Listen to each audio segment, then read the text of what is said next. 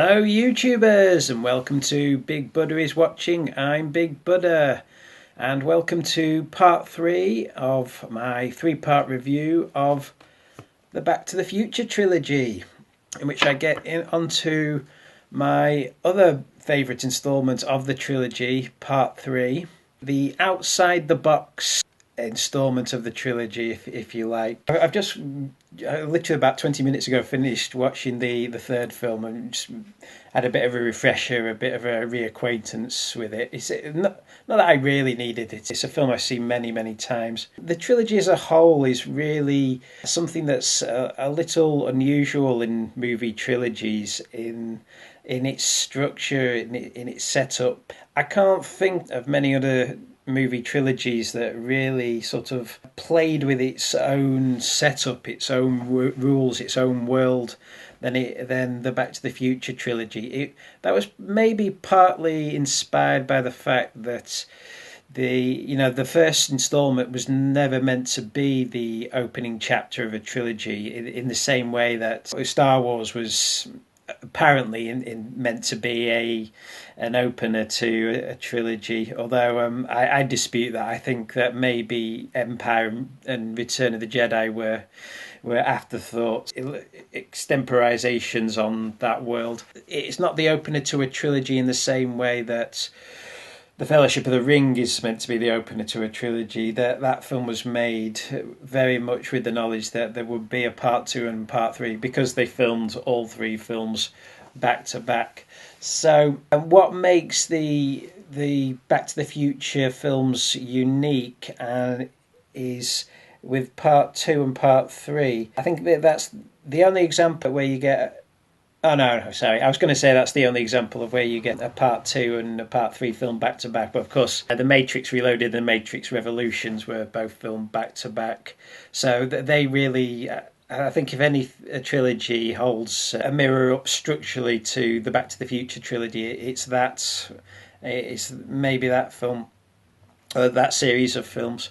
But I think Robert Zemeckis and Bob Gale, his screenwriter, they really approached part 2 and part 3 of their trilogy from a more imaginative perspective than those films did. The Matrix sequels, I always thought would have maybe worked better as one film, whereas part 2 and part 3 of Back to the Future, if you can say anything for them, you can say that despite the fact that they were filmed back to back, and there's often what you get with films that are filmed back to back, you get a consistency, at least with the filmmaking. There seems to be a sort of an aesthetic through line with films that are filmed back to back. You just have to look at Kill Bill Volume 1 and 2 to see that, or the Lord of the Rings films. However, unlike the Matrix films, I think they approach the making of the sequels with far more originality than a lot of filmmakers would, as I mentioned in the last video, dissecting in a way what a sequel is really and doing something a bit different with part 2, not copying the story beats but creating their own story beats, but in the same world, and literally in the latter half of the second film, within the same time frame as the first film was happening. And then in the third film, there you really have what was, at least in the 80s, was seen as more of a traditional sequel structure, in that there you got a film that copied the beats of the first film far more closely, but again doing something a bit original with it, whereas the first film was a sort of light-hearted, almost John Hughes-esque teen comedy. It just happened to have a bit of a 1950s nostalgia vibe and this steampunk science fiction aesthetic running through it.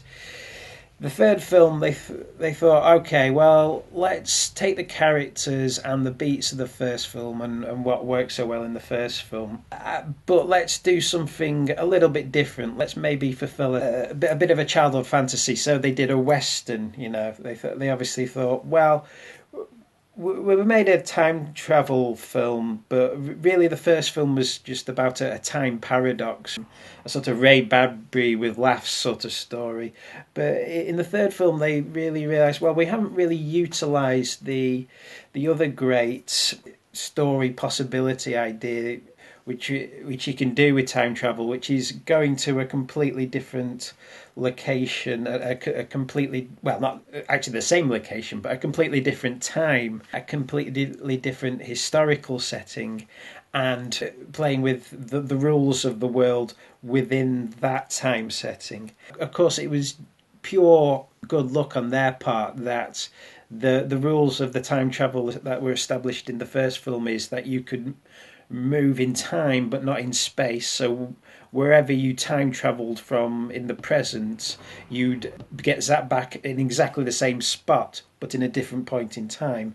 So it was pure good luck that the first film happened to be set in Northern California, so that they could then go, well, if we just sapped Doc and then Marty back 100 years into the past, then the film becomes a Western. The Western had really, by 1990, it had died out. It was, as a genre, it was the most popular genre coming out of America. I think something like 1 in 3 films made between the 1930s and the early 1970s was a Western. And this was really down to the fact that they were cheap to make, but they were always a compelling story. There's only really two stories you can tell in the Western.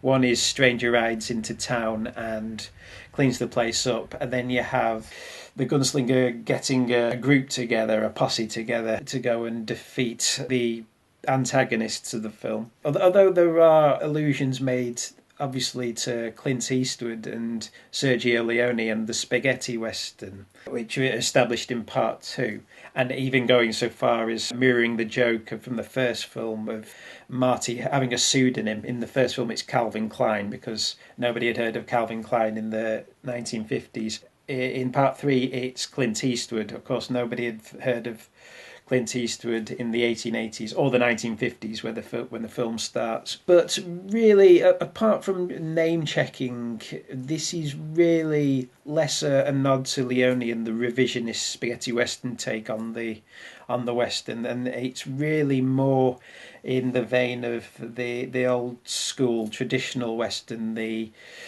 John Ford movie, if you will. It owes much more to John Wayne, I think, than to Clint Eastwood.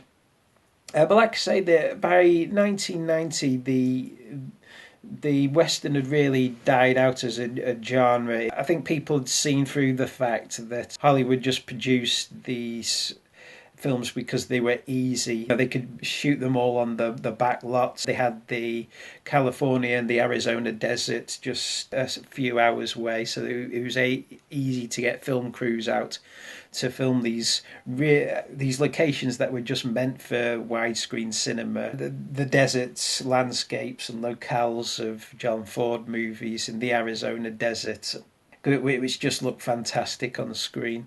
Come the 1980s, they'd really been replaced, I guess, by blockbuster cinema, by sci-fi, which happened with blockbuster films like Star Wars and Close Encounters of the Third Kind and Alien. It was once C cinema that was really at the forefront of what people wanted to see. And people wanted to see interesting science fiction movies and time travel movies. So out of that became Back to the Future. And then Robert Zemeckis and Bob Gale said, let's see if we can combine the two. Let's take the most interesting genre that the American film industry has ever produced, and it is an interesting genre, the Western. It's one of the few genres that's really not dictated by tone and more by setting. The Western really should have just been a historical subgenre.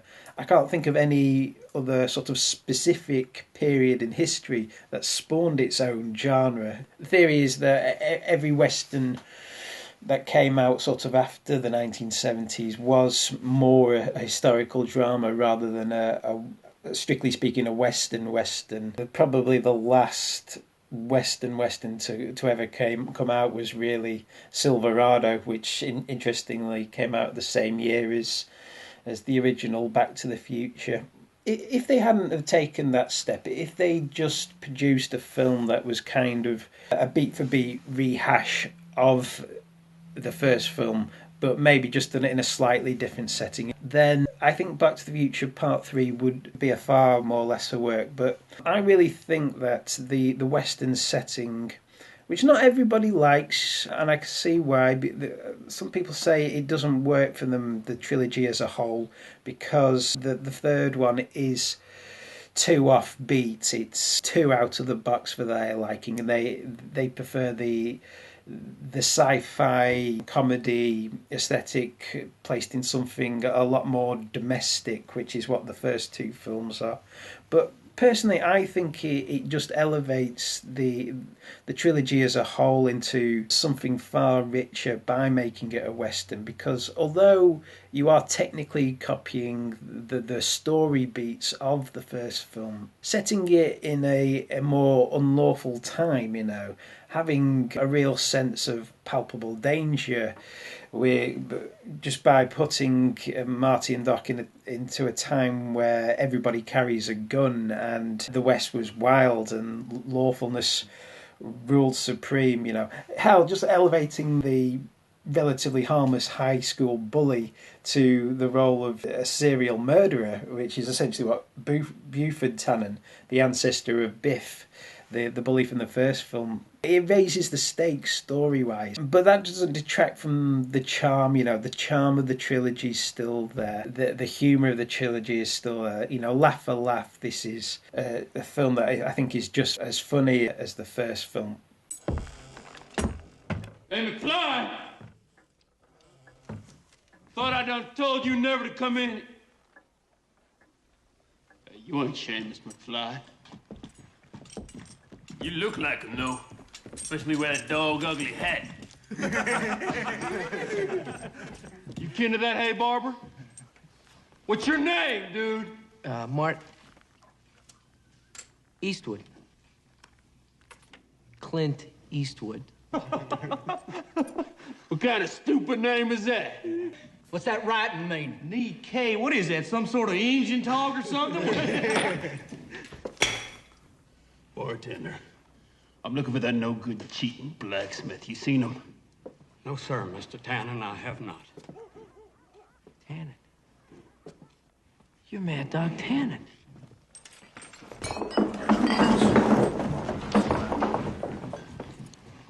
Mad Dog. I hate that name. I hate it. You hear? Nobody calls me Mad Dog. Especially not some duded up, egg-sucking gutter trash. Dance! Come on! Come on, run! You can dance better than that!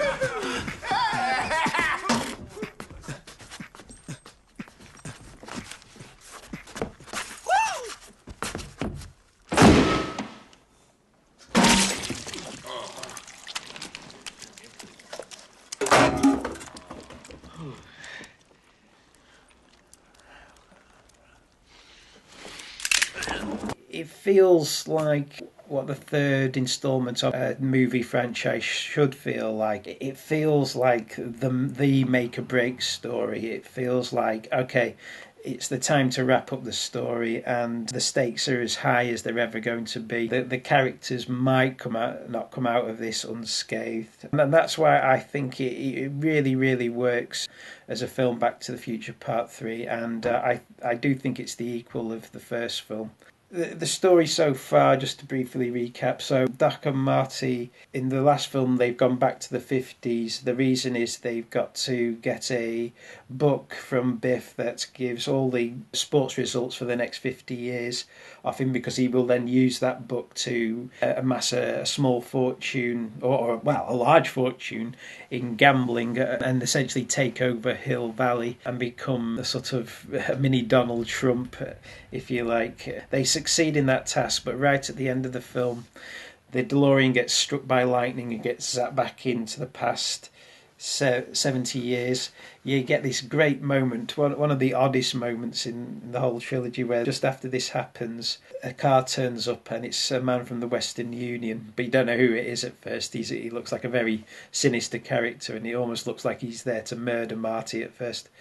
But he's there with a letter from the doc saying that he's been living in the past for several months. Marty then goes to see the 1955 version of Doc just after he sent the original Marty back to the future. You still with me? And that's where part 3 begins. They go down a mine where the Doc from the Old West has buried the time machine so that Marty can get himself back home, and he has instructions to destroy the time machine once he gets back because it's caused nothing but ill. But purely coincidentally, while they're there, they discover a grave. It's the grave of Doc, who's died at the hands of Mad Dog Buford Tannen. So Marty decides to follow Doc back into the past to save his life.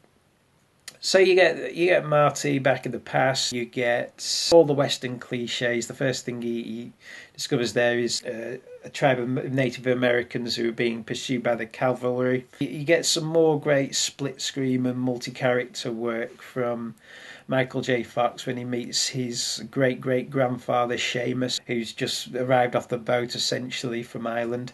And something that doesn't really make much sense, but Seamus is married to Leah Thompson, which, considering that Leah Thompson played his mother, doesn't really make any sense, because if it's Seamus McFly, that means he's an ancestor from his paternal line. So why does his great-great-grandmother look like a man that his father will meet many generations later? Maybe they're sort of distant cousins, who knows?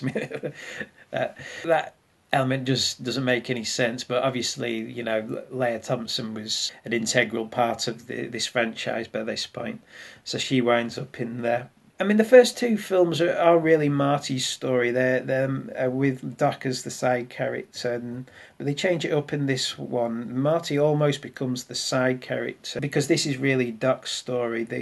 The plot in this one is that Doc falls in love with a school teacher played by Mary Steenburgen. So you get this other side to Doc that you get to see. You get to see the Doc fall in love. And ultimately, it's Doc who has to make the big decisions in this film. Does he learn to think with his head or with his heart?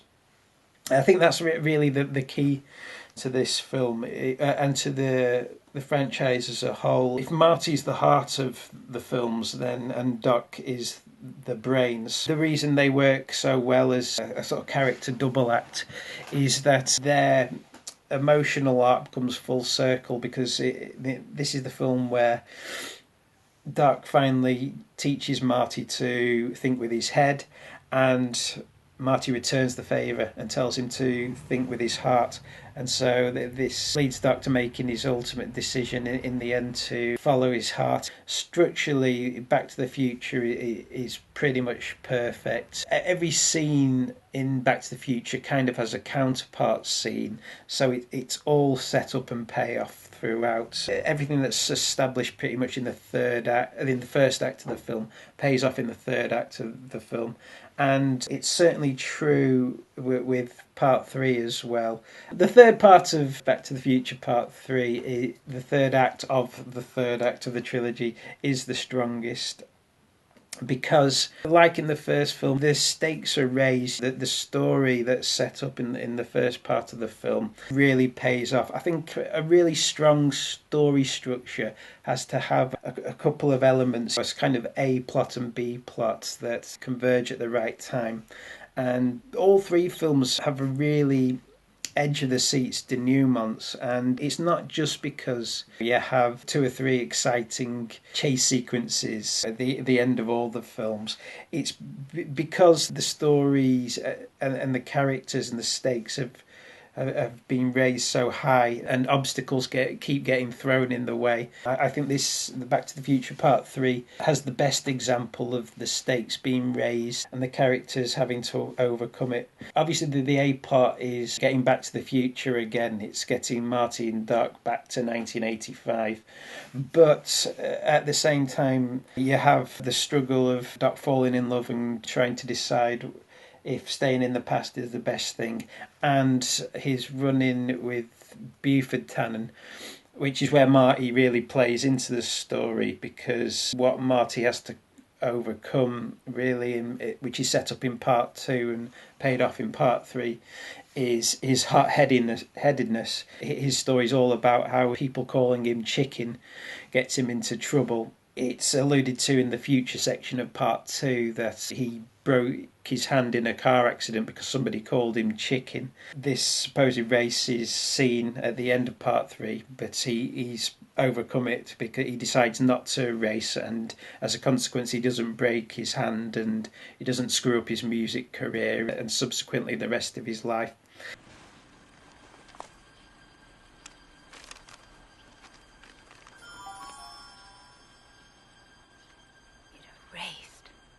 The reason he decides that being a hothead and thinking and calming down and not rising to the bait is the best thing is because of his running and his essentially defeating of the bully in the form of Buford Tannen. My favourite scenes, I think, in all the films are the interaction with Michael J. Fox and Thomas F. Wilson. You basically have the big guy, the strong guy, but the dumb guy, and the little guy, but the little guy's got the brains, so he wins every time.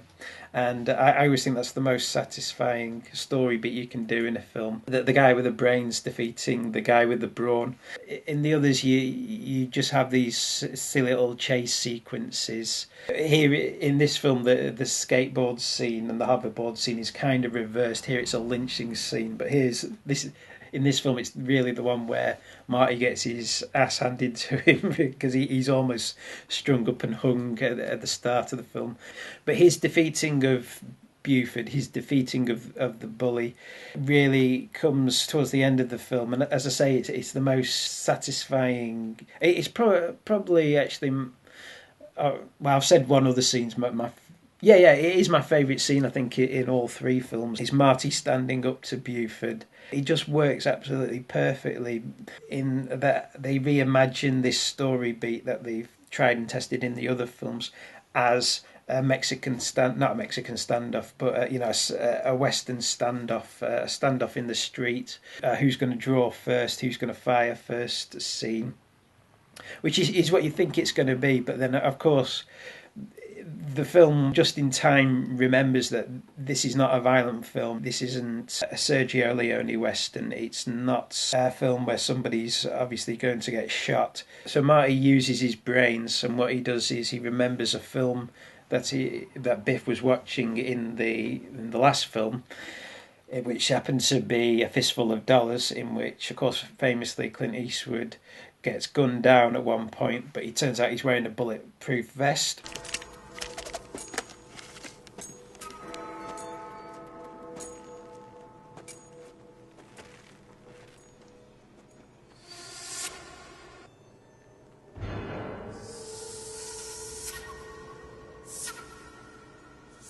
Draw!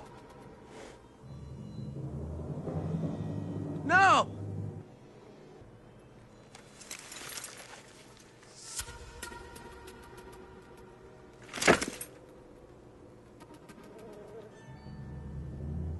I thought we could settle this like men. You thought wrong, dude. All great stories, I think, have some sort of brush with death at some point. There has to be some point at which you think the main protagonist is going to die.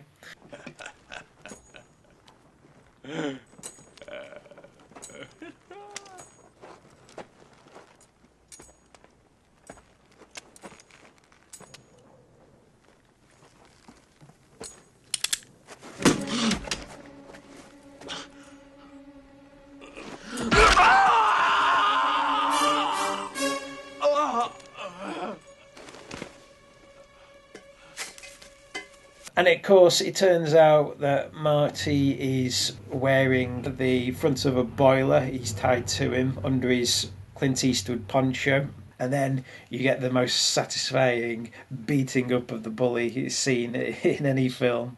He takes the bulletproof vest off, whack around the face. He punches him again.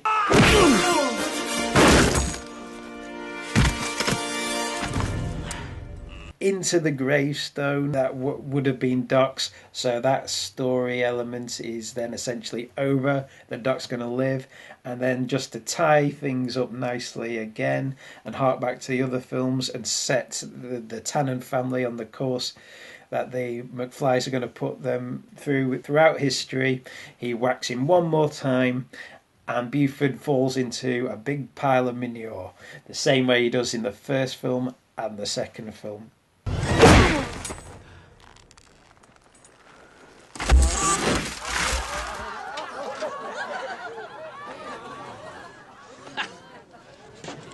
That's good. It's a great scene. It's a fine wrapping up of the story, and then the tension is lifted essentially for the climax of the film, which is a hell of a lot of fun. Well, it is the car trying to get up to 88 miles an hour again. They're having to push it with a train. The train's coming towards a cliff where the incompleted train track is, and they have to get up to 88 miles an hour before they hit the end of the line.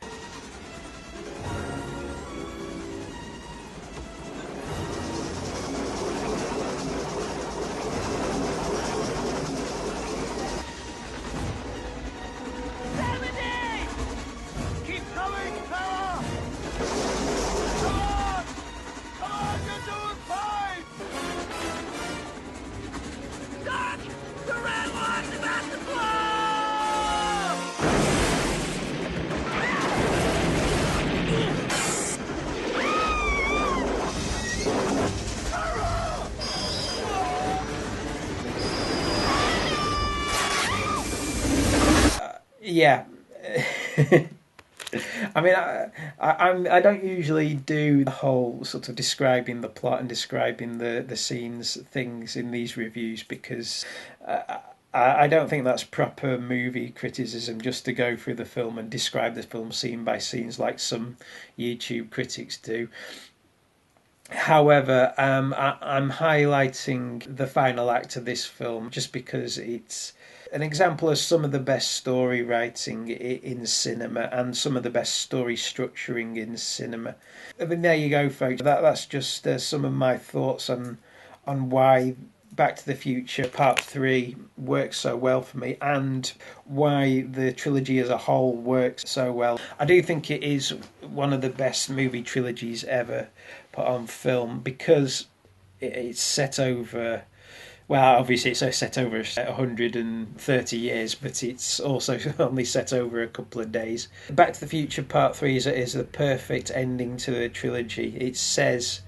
Part 2 ends with the to be concluded moniker. Part 3 with it categorically saying the end. This is the end of the film.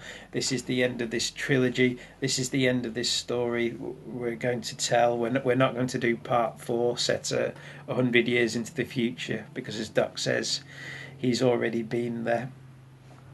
So there you go, folks. I just wanted to give my thoughts on Back to the Future Part 3, because I know it's not a film that's loved by everyone, but it's a film that's loved by me, and those are the reasons I think it's a great film and a really, really worthy sequel, and one of my favourite films, definitely.